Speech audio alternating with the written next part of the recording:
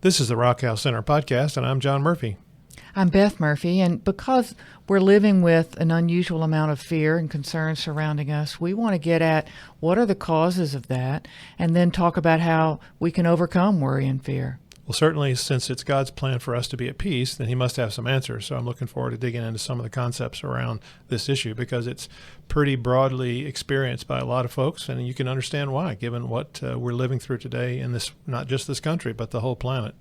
So in many ways, the things that we've all been dependent on and we haven't really questioned, in many ways, those things, the rug has been pulled out from under us, and we're having to remake decisions or reconsider things that we hadn't really thought were going to be up for grabs, so to speak, and just many things that have become triggers, I guess you might say, for our lack of peace, our worry, our fear.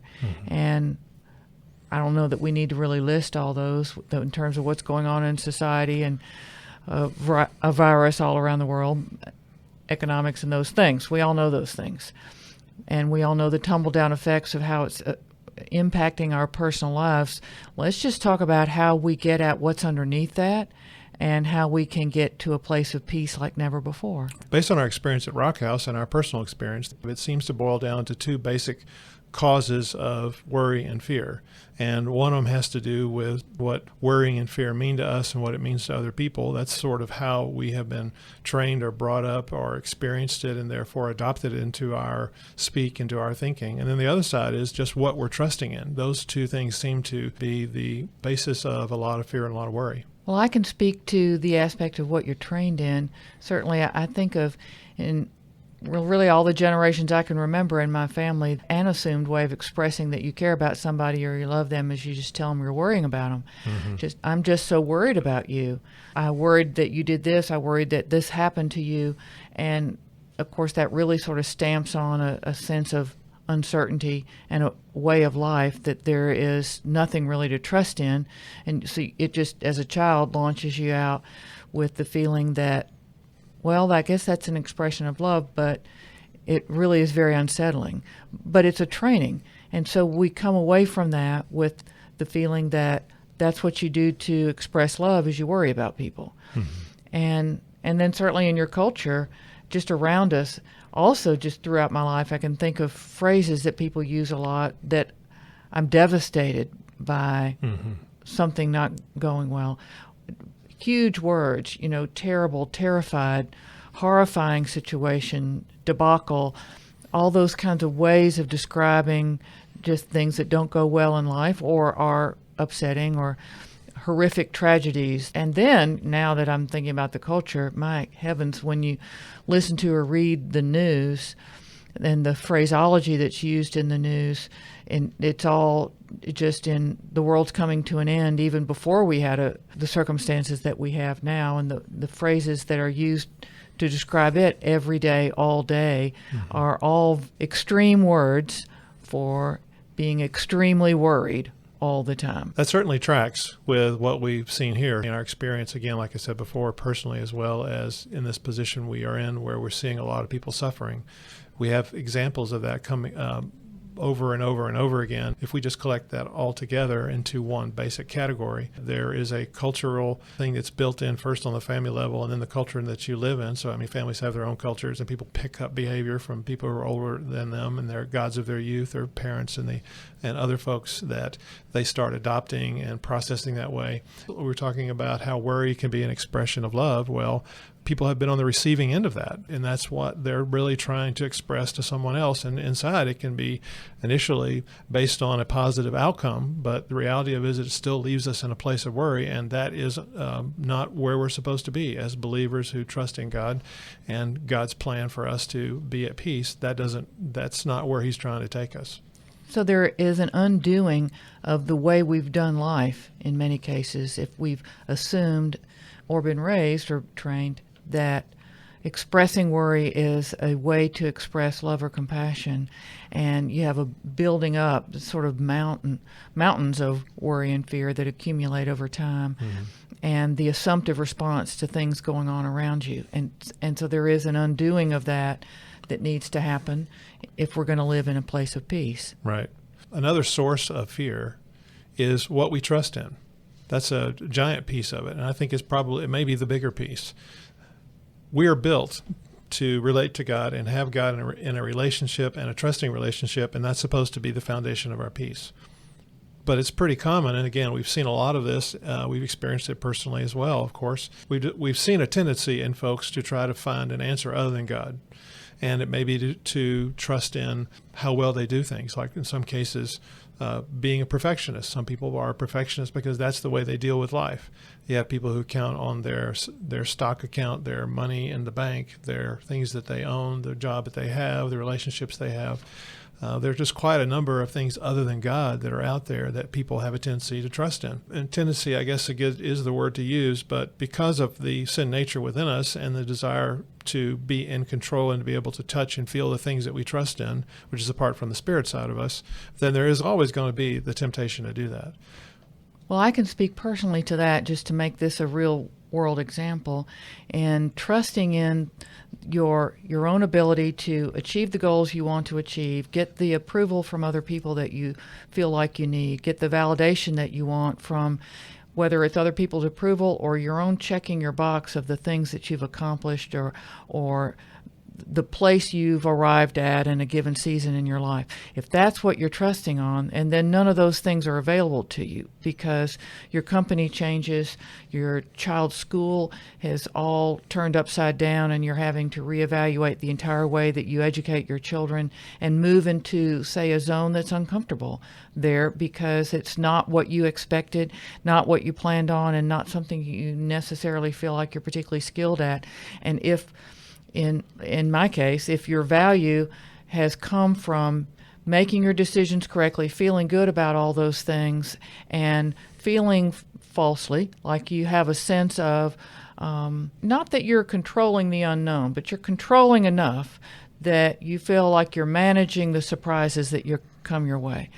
But when a whole package of surprises come at you and unravel some big things in your life, even if they're not devastatingly bad, they're just, it's the recognition that there's a whole lot here that's beyond my control, and it's pretty uncomfortable. So for a person who has been dependent on their own achievements or their own sense of other people's approval about their achievements to feel good about life, that's a setting where life can feel pretty uncomfortable right now. Yeah, self is a common focus when people are trying to manage how life feels or deal with uncertainties. When we count on our perfectionism or our performance, that's basically counting on us to try to get at peace about something that's really bigger than we are. So things that people are finding themselves worrying about now, again, are those kinds of circumstances that have changed, where their financial situation has changed, or they're having to make decisions about their children's schooling, and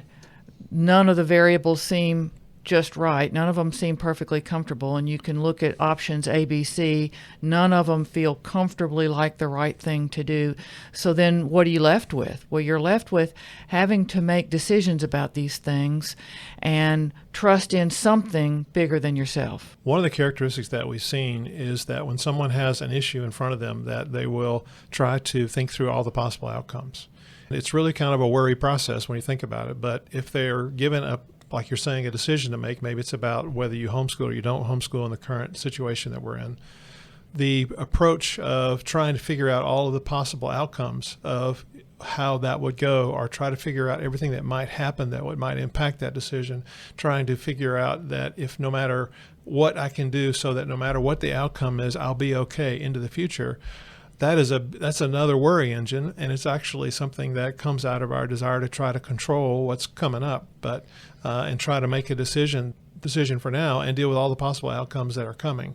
We can't see the future, and without knowing what's coming, we're not going to be able to even have any idea if our decision today is a correct one or not. But there's a lot of times we find that people get all worried about the future, and it's all about trying to predict the future. And this is a great example of why it is that we need God. We need to know that whatever our best decision is, we do our best to make our best possible decision. But we got to know that God's there with us in the outcome. Because if we don't, then that makes us trying to figure out things which are totally beyond us, and that catches us up in a worry trap, and that kind of worry can turn into depression. Absolutely. The source of the kind of depression that comes from sort of looping thinking is how I've described it, where you just get on this treadmill of thought, and it can be about past things and reevaluating past decisions that you might have made differently if you had known what was coming, or if you knew what you knew now back when you made that decision, or future things. And it can be about healthcare decisions for a loved one, a job, all those kinds of things. The territories are endless in terms of how this can affect us right now. The process is actually, the podcast we did on no second guessing also relates to this as a related big concept of going in and revisiting past decisions and having self-recrimination on how I made those decisions. And then the same thing looking forward, again, trying to evaluate all the unknowns and prepare for those unknowns. We think of the problem being the source of our worry, but the problems and the circumstances in the world right now are just triggers. We're talking about addressing the cause, which is what we do at Rock House Center with clients, and certainly in our own lives, and the ongoing process of transformation that the Lord's got underway for all of us and everyone who works at Rock House, is getting at the root cause. What's the underlying cause of why this change in circumstances has propelled me into a thought processing loop, or sinking into some discouragement, worry, fear, depression, whatever may be going on. But again, the problem out in the world is the trigger. The way I'm reacting to it and what's underneath and the long-term thing inside me is the root cause. And it's the only thing I can deal with. That's where I have to focus. We're not able to deal with triggers that are out of our control. And despite our efforts and our worrying about all those things and trying to control the triggers, we can't. The only thing we can really control is where are those triggers landing in us and get ourselves peaceful. And this is back to the fact that we were designed to have our trust in God as the basis of our peace. The way our psyche is built is that for us to have peace, we have to have trust in something. That thing that we have trust in has to be trustworthy. It has to be bigger than the problem. It's going to have to be, as we've said before, we have to trust in something that's bigger than our biggest problem. Otherwise, we're not going to have any peace. Otherwise, it's just me going alone without any particular help from anyone. If I am in a situation where I'm struggling, I want to partner with the entity which is bigger than what I'm struggling with. And that's really the challenge, is that we have this tendency to partner with our own strength. We partner with dependency on things in the world. We partner with change. We partner with the idea that things will continue as they are. Well, that's certainly not the case. That's been proven in spades right now in our culture. So what we have to do is move away from those things and reject our dependencies on things that really are not trustworthy to fill this deepest need that we have for peace. God is really the only answer for that.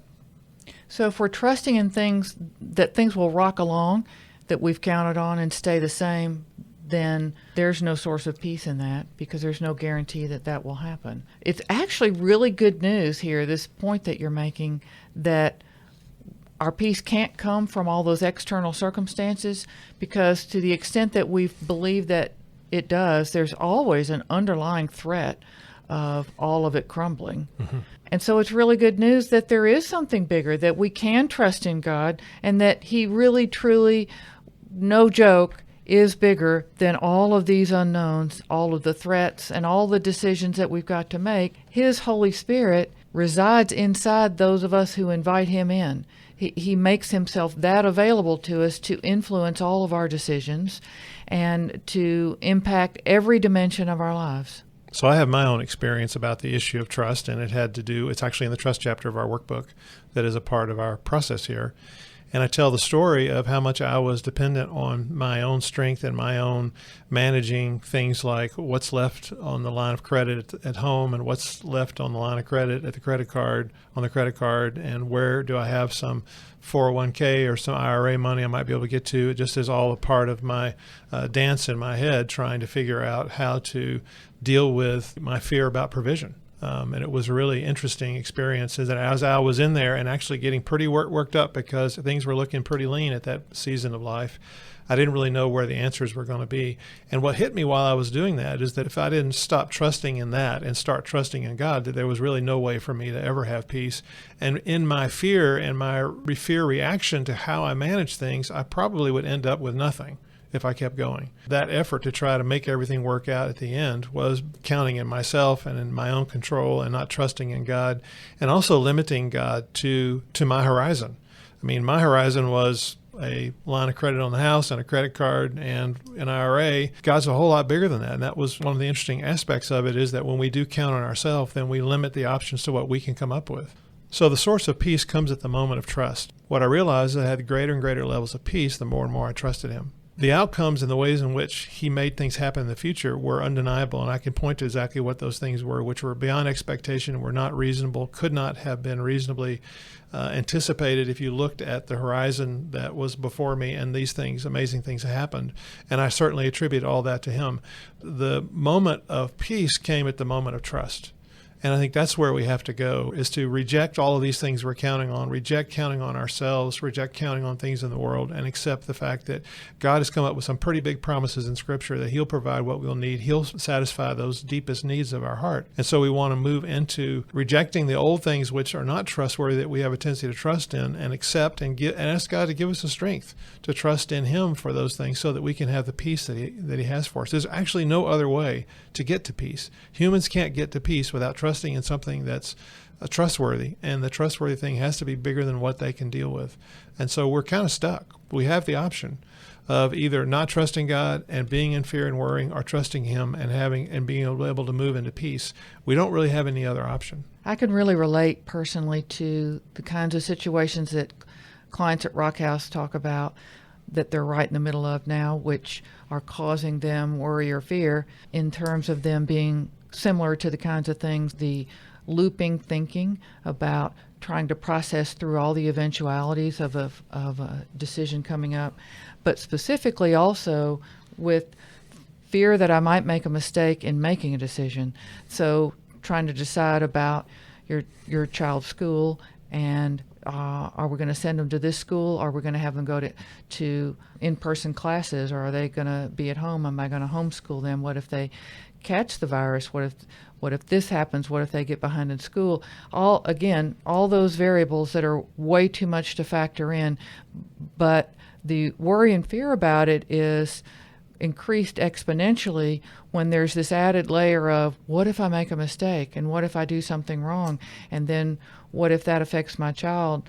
And so now we're into all of those kinds of things, and you can take that into caring for a loved one, an aging parent, or someone who is ill in your family, and all of the variables there, and this sort of sinking into your dependency on yourself to control all the unknowns in the future, to go back into the things in the past and reconsider what you did. All of that needs to be scrapped, which I can speak to personally, because there's no peace in processing through all those things to an endless dead end. And the way to come to a place of life and the place of peace is knowing that all God's asking us to do is seek him, trust him, and do our best to die to our flesh and respond to him, obey him, and trust in him as the pathway to peace, knowing that I don't have to make all perfect decisions. He's not going to leave me on the side of the road totally on my own to fend for myself if I make some decision that has negative consequences. And it could be that all three of the options I'm considering, all of them have potential negative consequences. None of them are perfect answers. And so my trust that God will be with me as I walk through whatever I feel led to walk through, doing the best I can do in following his lead, that's where the place of peace is. Not that I'm going to do something that is completely flawless, totally above reproach, if anyone wants to critique those decisions at a later time. Just that I'm going to trust you, Lord. It's all about you when it comes down to it. That's where my place of peace is. I'm just looking for your leading, and I'm looking for your help as I walk this out. And that's the only place where we can come down to living in a place of peace. Well, I think we've kind of talked through the issues here. It's probably a good idea to go ahead and offer up a prayer for anyone who wants to move away from the trusting on things which are not trustworthy, and therefore the suffering that they are in terms of fear and worry, and move over onto trusting God for things that we are really out of our control. Again, we don't have a lot of other options. We want to brace this idea that God is the only source, because he is. We're not making it up. We've seen it here repeatedly. Folks come here with all sorts of dependencies on things which have left them in a great deal of suffering. Every case that we work with, every situation, it's about helping people release and let go of the old ways of depending on things that aren't trustworthy and moving towards that trusting relationship with God that is the answer. So let's get into a prayer. Repeat after me on this if you feel like you want to release the old things which have caused you suffering and move into more trusting with God. So, Heavenly Father, please forgive me for having ever trusted in anything other than you to fill the deepest needs of my heart. Heavenly Father, I confess that I've had fear and worry because I've been trying to function in my own strength. Lord, I reject the belief that there's any way that I can have the peace that you have for me without trusting you. Lord, I reject my dependency on anything other than you